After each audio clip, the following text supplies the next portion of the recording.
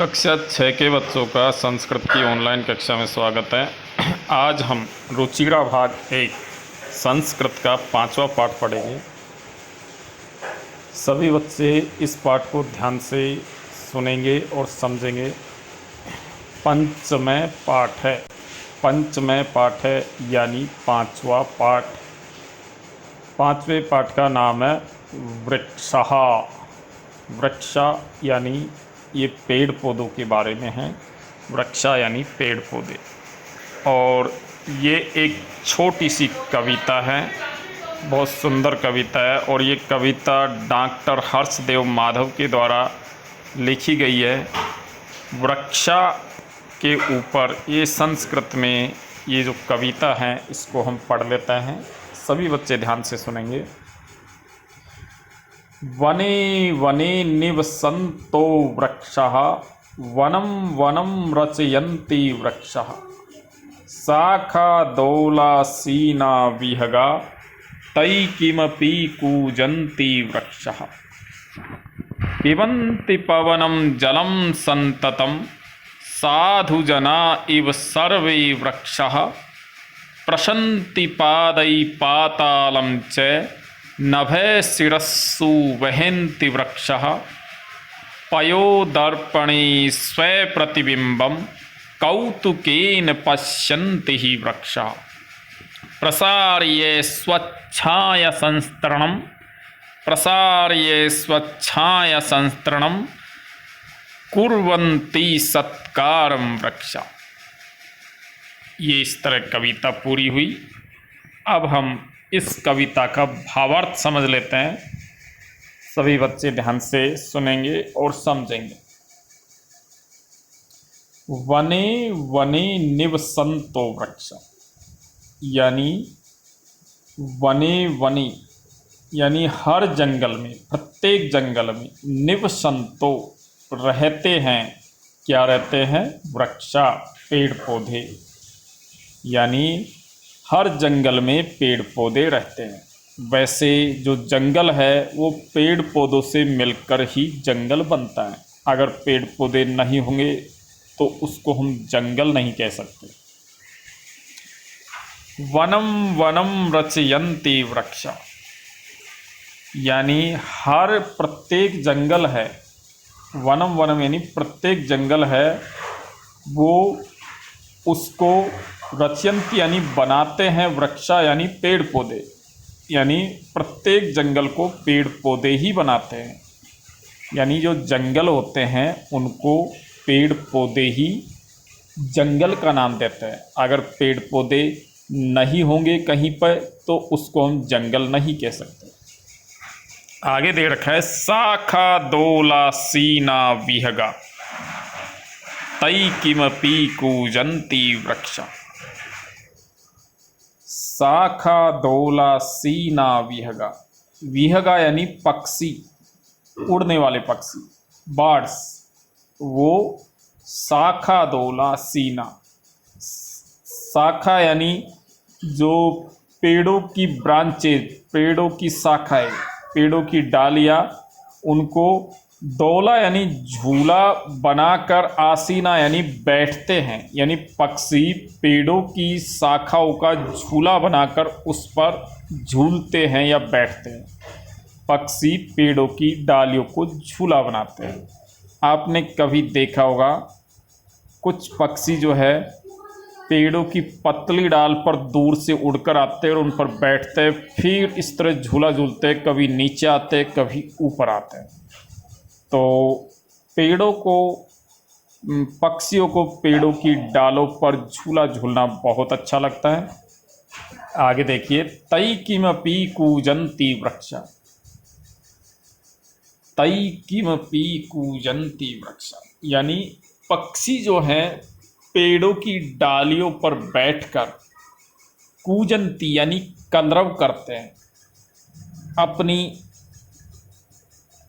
प्रिय आवाज़ निकालते हैं। हर पक्षी की आवाज़ अलग अलग होती है, जिसको कलरव करना कहते हैं। तो पेड़ों की डालियों पर बैठकर तै किमपि कूजन्ति वृक्षा यानी जो वृक्षा का मतलब होता है पेड़ों की डालियों पर बैठकर और पक्षी कलरव करते,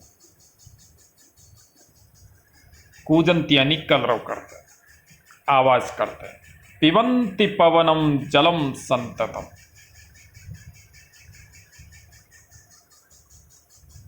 पिबन्ति पवनम जलम संततम यानी जो पेड़ पौधे होते हैं वो क्या करते हैं, पिबन्ति पवनम यानी पवन यानी हवा को पीते रहते हैं, हवा को पीते रहते हैं, जलम संततम और पानी को भी पीते रहते हैं, यानी हवा और पानी को वो पीते रहते हैं। वैसे पेड़ पौधों का जो असली खाना होता है वो हवा और पानी होता है। हवा और पानी के सारे ही पेड़ पौधे अपना भोजन करते हैं, इसलिए इसमें बताया गया है कि पेड़ पौधे जो होते हैं वो पिबन्ति पवनम यानी हवा को पीते हैं और जलम यानी पानी को भी पीते, पानी और हवा को लगातार, संततम यानी लगातार पीते रहते हैं, पिबन्ति यानी पीते रहते हैं। साधु जना इव सर्वे वृक्षा, सभी पेड़ पौधे साधु जना इव सज्जन लोगों की तरह होते हैं, सभी पेड़ पौधे साधु जना इव यानी सज्जन लोगों की तरह होते हैं। प्रशन्ति पादई पातालम च, प्रशन्ति पादई पातालम च, पादई का मतलब होता है पेड़ पौधों की जड़ें।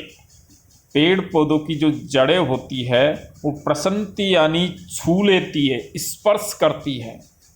किसको स्पर्श करती है, पातालम, पाताल को, यानी जमीन के जो अंदर का जो हिस्सा होता है उसको हम पाताल कहते हैं, और जमीन के ऊपर का जो हिस्सा होता है उसको हम आकाश कहते हैं। तो पेड़ पौधों की जो जड़ें होती है वो जमीन के अंदर के हिस्सों को छूती है या पाताल को छूती है, धरती के नीचे का हिस्सा जिसमें पेड़ पौधों की जड़ें रहती हैं।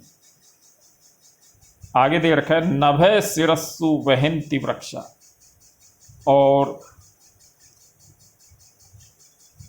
पेड़ पौधों का जो है शिरस्सु, शिरस्सु का मतलब होता है उनकी चोटी, या पेड़ पौधों की डालियाँ पत्ते वो जो है नभय यानी आकाश को छूते हैं।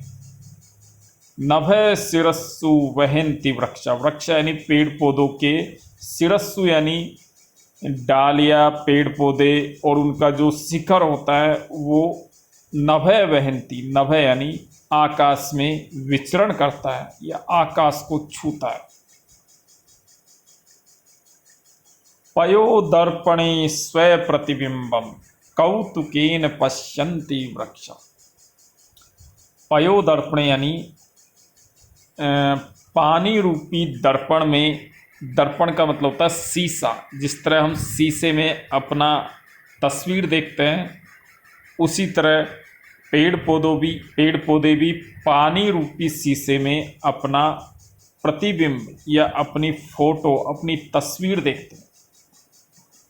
कौतुकेन पश्यन्ति वृक्षा, कौतुकेन यानी आश्चर्यपूर्वक, पश्यन्ति यानी देखते हैं, वृक्षा यानी पेड़ पौधे, पेड़ पौधे आश्चर्यपूर्वक अपनी जो है फोटो है, अपनी तस्वीर है, अपना प्रतिबिंब है वो पानी रूपी दर्पण में देखते हैं, पानी रूपी शीशे में देखते हैं। प्रसार्य स्वच्छाया संस्तरणम कुर्वन्ति सत्कारम वृक्षा, स्वच्छाया संस्तरणम, स्व यानी अपनी, छाया यानी छाया, पेड़ पौधों की जो छाया होती है उसका वो संस्तरण यानी बिस्तर, संस्तरण यानी बिस्तर या चादर, अपनी छाया की चादर, प्रसार यानी फैलाकर, अपनी छाया की चादर फैलाकर, कुर्वन्ति सत्कारम यानी सत्कार करते हैं, आदर करते हैं, यानी आने जाने वाले लोगों का आदर करते हैं। तो पेड़ पौधे जो हैं वो जब बहुत तेज गर्मी पड़ती है तो लोग पेड़ पौधों की छाया में रुकना पसंद करते हैं। तो ऐसे लगता है कि पेड़ पौधों ने लोगों या प्राणों के, दूसरे कुछ जानवर भी होते हैं वो भी पेड़ पौधों की छाया में आराम करते हैं। तो जितने भी जानवर, पशु पक्षी और मनुष्यों के लिए पेड़ पौधे अपनी छाया रूपी बिस्तर को बिछा देते हैं और उन सभी जीवों का स्वागत करते हैं। धन्यवाद। ये कविता डॉक्टर हर्षदेव माधव के द्वारा लिखी गई है। इसको आप बार बार पढ़ेंगे।